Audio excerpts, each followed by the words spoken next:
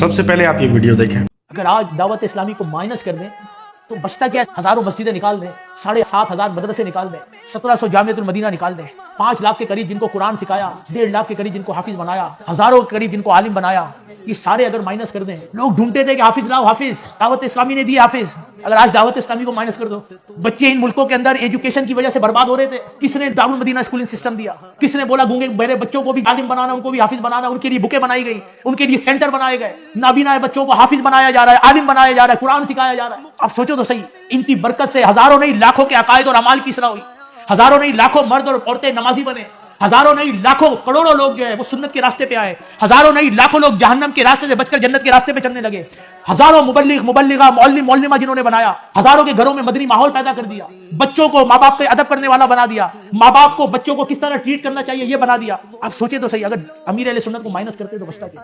تو جو بندہ جس نے احسان کیا اس کا شکر ادا نہ کرے، وہ اپنے رب کا بھی شکر ادا نہیں کرے۔ دادا صاحب کی گھوڑی وہی اندھیری رات، زید کا درد سر کا جائے، یہی لگی میری آس۔ چہرے کی مسکراہٹ دیکھیں، تبسم دیکھیں، حشاشیت دیکھیں، بشاشیت دیکھیں۔ ابھی دیکھیں ذرا سر تو اٹھائیں تو آئیوں دیکھیں کہ ماشاءاللہ۔ میں آپ کو غوث پاک شیخ عبد القادر جیلانی رحمۃ اللہ علیہ کی ایک کرامت سناتا ہوں۔ بند کرواؤ یار، بند کرو انہیں، بند کرو۔ ایک بزرگ حضرت عبد الملک رحمۃ اللہ علیہ فرماتے ہیں کہ میں حضور غوث پاک کے مدرسے میں بغداد شریف میں حاضر تھا۔ ہاں جی، کہ اتنے میں غوث پاک اپنے ہاتھ میں ایک عصا یعنی راڈ لے کر باہر نکلے کمرے سے۔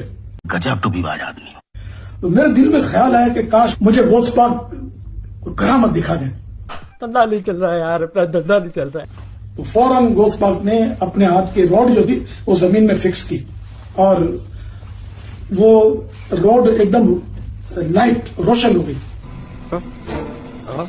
اس میں لائٹ نکلنے لگی، اور دیر تک وہ روشن رہی۔ اچھا، پھر آپ نے وہ روڈ نکال لی اور مجھے دیکھ کر فرمایا بس تم یہی چاہتے تھے نا۔ سر جی غوث پاک کو چھوڑو، آپ بھی تو بہت بڑے مجدد ہو، آپ کے جتنے بھی مرید ہیں وہ اتنے سارے سوشل میڈیا پلیٹ فارم پہ دن رات یہی بات کرتے ہیں کہ ہمارے الیاس قادری کے پاس کرامتیں ہیں، اور وہ آہستہ آہستہ ہر کرامت کو ظاہر کرتے جا رہے ہیں، اور وہ بہت بڑے مجدد ہیں۔ اگر ہمارے الیاس قادری رحمت اللہ علیہ اس دنیا میں نہ ہوتے تو ہماری امت جو تھی وہ بھٹک سکتی تھی، ہمارے جتنے بھی مسلمان بھائی ہیں ان کا خاتمہ ایمان پہ نہ ہوتا۔ اگر الیاس قادری رحمت اللہ علیہ ہماری کمان کو نہ سنبھالتے، اور وہ آج بہت بڑے مجدد ہیں، بہت بڑے ولی ہیں، آج کا اگر کوئی غوث اعظم یعنی کہ شیخ عبد القادر جیلانی کو اگر آپ نے آج کے دور میں دیکھنا ہے، وزٹ کرنا ہے، تو وہ الیاس قادری ہے۔ تو جب اتنی ساری کوالٹیز آپ کے اندر کوٹ کوٹ کے بھری ہوئی ہیں تو اس طرح کا روڈ یا اس طرح کی کرامت یا پھر دل کا حال آپ کیوں نہیں جان سکتے؟ بات تو صحیح ہے۔ آپ کی میں نے اکثر ایسی ویڈیوز دیکھی ہیں کہ اکثر لوگ آتے ہیں جن کی آنکھیں نہیں ہوتی، اکثر لوگ آتے ہیں جن کے کان نہیں ہوتے، اور جب وہ یہ بات کرتے ہیں کہ کوئی ایسی کرامت ہو سکتی تھی کہ ہماری آنکھیں واپس آ جاتی ہے، ہمارے کان واپس آ جاتے، تو پھر ان کو سرکار جواب دے رہے ہیں کہ نہیں، ایسا نہیں ہو سکتا۔ اگر اللہ نے آپ سے آنکھ لی ہے، آپ کے کان لیے، تو اس کے جو ہے متبادل اللہ تعالیٰ آپ کو جنت عطا فرمائیں گے۔ اور اگر ہم آپ کے ماضی میں چاہتے ہیں تو آپ نے اندھوں کو آنکھیں بھی دی ہوئی ہیں، بہروں کو کان بھی دیے ہوئے ہیں، لنگڑوں کو ٹانگیں دی ہوئی ہیں۔ اب آپ کی ساری کرامتیں فیل ہو چکی ہیں، جبکہ اب تو آپ بہت بڑے مجدد بن گئے ہیں۔ پہلے تو چلو صرف ایک پیر تھے باپا الیاس قادری، اور حقیقتاً اگر آج بھی سوشل میڈیا کا دور نہ ہوتا تو اس بندے میں بھی یہ کرامت ضرور ہوتی کہ میں نے بھی اس طرح کے بہت سے روڈ روشن کیے ہوئے ہیں مریدوں کے دل کا حال جان کے۔ اور وہ دعوت اسلامی کا جاہل مبلغ جسے الیاس قادری کہتے ہیں، میں نے جاہل خود اپنے آپ سے نہیں کہا ہے، علامہ شاہ احمد نورانی جو دعوت اسلامی کے بانی تھے، علامہ شفیع کاڑوی جو دعوت اسلامی کے بانی تھے، علامہ اور بہت سارے علماء کرام جن کے نام اسماء اس وقت میرے ذہن میں نہیں ہیں، انہوں نے مجھ سے خود بتایا۔ میں نے ان سے پوچھا دعوت اسلامی کے تعلق سے حضرت کیا ہے، ان کی کیا حیثیت ہے، وہ کون ہے؟ تو علامہ شاہ احمد نورانی نے فرمایا تھا، اللہ رحمٰن، اللہ تعالیٰ غریق رحمت فرمائے اور ان کی قبر کو گلزار جنت بنا دے۔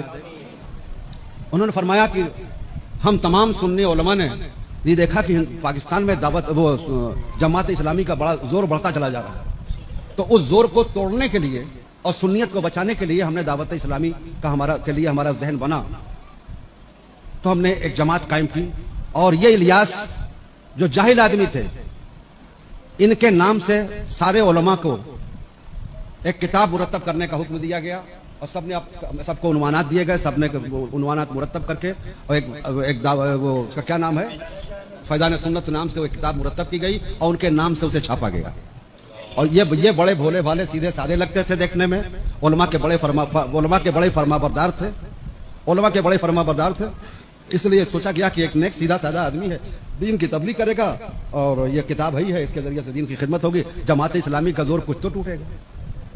علامہ شاہ احمد نورانی علیہ الرحمہ نے بڑے کرب سے مجھ سے فرمایا تھا کہ حضرت جب انہیں دعوت اسلامی کا امیر بنا دیا گیا تو اس شخص نے اس انداز سے اپنا گرگٹ کی طرح رنگ بدلا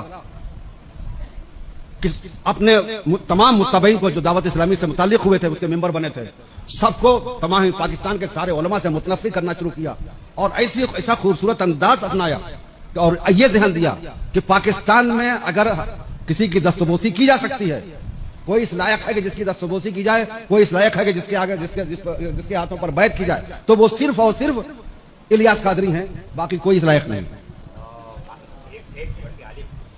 اور یہ ماحول اس طرح بگڑا اس طرح سے کہ ان کا دعوت اسلامی کا ایک گروپ بن گیا, تمام علماء ان سے کٹ گئے, بیزار ہو گئے اور سارے علماء ان پر لعنت ملامت کر رہے ہیں. پاکستان کے علماء کی بات بتا رہا ہوں جنہوں نے مجھ سے خود بات کی. جامعہ نعیمیہ کا پورا اسٹاف آیا, محدث آئے, علماء آئے, مفتی آئے میرے پاس اور مجھے پوری ڈیٹیل سے بتایا, ان کی پوری روداد علامہ شاہ احمد نورانی مجھے بتا ہی چکے تھے. ان کی جہالت اور بے ادبی کی انتہا میں بتاؤں, بات آ گئی ہے تو سن لیں, میرا ارادہ نہیں تھا, میں تو یہ بولنا بھی نہیں چاہتا تھا, لیکن وہاں چونکہ وہ اس فتنے کا وہ بانی ہے, فتنہ معاویہ کا وہ بانی ہے, اس نے جو ہے, اس لیے بتا رہا ہوں تاکہ آپ اسے پہچان لیں, جان لیں. علامہ اظہری صاحب علیہ الرحمہ نے بلا وجہ کفر کا فتویٰ نہیں دیا تھا. ہندوستان کے جن علماء نے دعوت اسلامی پر کفر کا فتویٰ دیا تھا, بیجا نہیں دیا تھا. نمونے سن لیجئے جس کو میں نے اپنی آنکھوں سے دیکھا. اپنے ایمان پر, اپنے کلیجے پر ہاتھ رکھ کے اپنے ایمان سے پوچھئے کیا یہ حق ہے, کیا یہ ایمان والے کا انداز ہو سکتا ہے. ان کے متبعین اپنے ساتھیوں کو جب انہیں مخاطب کرنا ہوتا ہے تو محمد کہہ کے پکارتے ہیں, محمد کہہ کے پکارتے ہیں, حتیٰ کہ جب انہیں باتھ روم جانا ہوتا ہے تو مدینہ کہتے ہیں.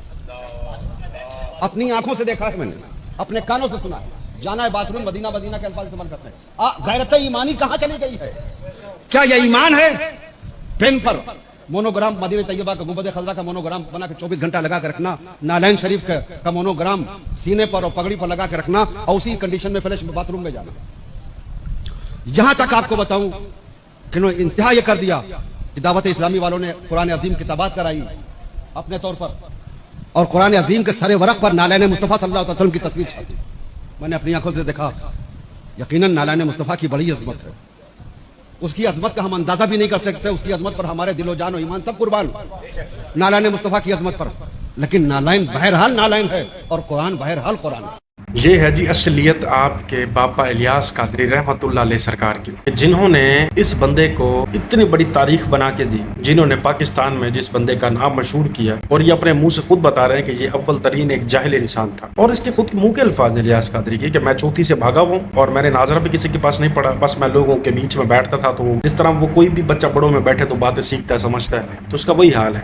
لیکن انفارچونیٹلی ہم ان بچوں کو ولی نہیں کہیں گے, مجدد نہیں کہیں گے, لیکن اس خاطر میں اس کو ہم نے مجدد اور ولی مانا ہوا. یہ ولیوں کی گستاخی ہے. میں ولیوں کو مانتا ہوں اور ولیوں کا قائل ہوں, لیکن کرامت کے پیٹرن سے نہیں, کیونکہ معجزات سے بھی آگے ہیں اور بالا تر ہیں. صرف اتنا کہ وہ توحید پرست تھے اور انہوں نے دین کو ویسے ہی مانا اور آگے پھیلایا جس طرح رسول اللہ صلی اللہ علیہ وآلہ وسلم کی تعلیمات ہیں. لیکن الیاس قادری کے خاتے میں اس بندے نے جب دیکھا نا کہ مسلمانوں کا یعنی کہ بریلویوں کا جو زور ہے کہ انہوں نے بچپن سے کہانیاں سنی ہوئی ہیں پیروں فقیروں کی, غوث پاک کی, اڑنے والے بابوں کی, مردے زندہ کرنے والے بابوں کی, تو اس بندے کو پتہ چل گیا کہ یہ وہ جگہ ہے جہاں چوٹ مارنے سے مال بھی آئے گا اور TRP بھی ملے گی. اس بندے نے اسی چیز کو آگے لے کے اپنے ایک تاریخ کھڑی کی, گنڈے موالی کھڑے کیے. ان لوگوں نے اس بندے کا نام مشہور کر دیا زمانہ جہالت سے, جب موبائل کی زیادہ ایجاد ہی نہیں تھی, اگر تھی بھی سی تو یہ کیمرے والے موبائل نہیں تھے. اس بندے کی جھوٹی کرامتیں بتا جھوٹی شانیں بتا کے وہ پورے پاکستان سے بھولے بغلول لوگوں کو بلایا جو انہی کہانیوں کے قائل تھے. تاریخ بڑھتی گئی, TRP بڑھتی رہی, ان سے چندہ لیتے رہے. 10 روپے اس بندے کی جیب میں نہیں ہوتے تھے, اربوں روپے کی آج اس کا بنگلہ ہے, کروڑوں روپے کی گاڑیاں اس بندے کے پاس. کوئی بزنس نہیں ہے, لیکن بس لوگ دے رہے ہیں, یہ کھا رہے ہیں. لوگ اللہ رسول کے نام کا دیتے ہیں, ये माल गनीमत में से खा रहे हैं। तो जो तारीख बनाने वाले थे वो नहीं इस बंदे को बांधते और तुम अपनी जान तक इस पे मारने कुर्बान करने के लिए तैयार बैठे हो। इसलिए कहता हूँ अपनी आंखें खोलो, इस ढकने को खोलो। चलो मैं मानता हूँ कि 20 साल पहले वाले तुम्हारा दिमाग इतना ओपन नहीं था, सोशल मीडिया का दौर नहीं था, वन टच पे हर चीज अवेलेबल नहीं थी, लेकिन अब तो तुम्हारे बड़े भी समझदार हो रहे हैं। तो नौजवान नस्ल से मेरी ये रिक्वेस्ट है, अब अपनी आंखें खोलें, 2 + 2 को 9, 8, 12 नहीं समझें, जो एक्चुअली बनता है वही समझे कि 2 + 2 4 होता है। यानी कि जो दीन नबी अलैहिस्सलाम का नहीं है वो चाहे इलियास कादरी बताए, वो तारिक जमील बताए, तारिक मसूद बताए, इवन इंजीनियर मोहम्मद अली मिर्जा बताए, किसी की बात ना मानो। इवन डॉक्टर जाकिर नाइक भी बताए, मत मानो। आप वो मानो जो कुरान और हदीस की रोशनी के अंदर बिल्कुल ठीक है। किसी भी एक ऐसे फिरके की बात ना मानो जो नबी अलैहिस्सलाम के दीन के बिल्कुल अपोजिट है।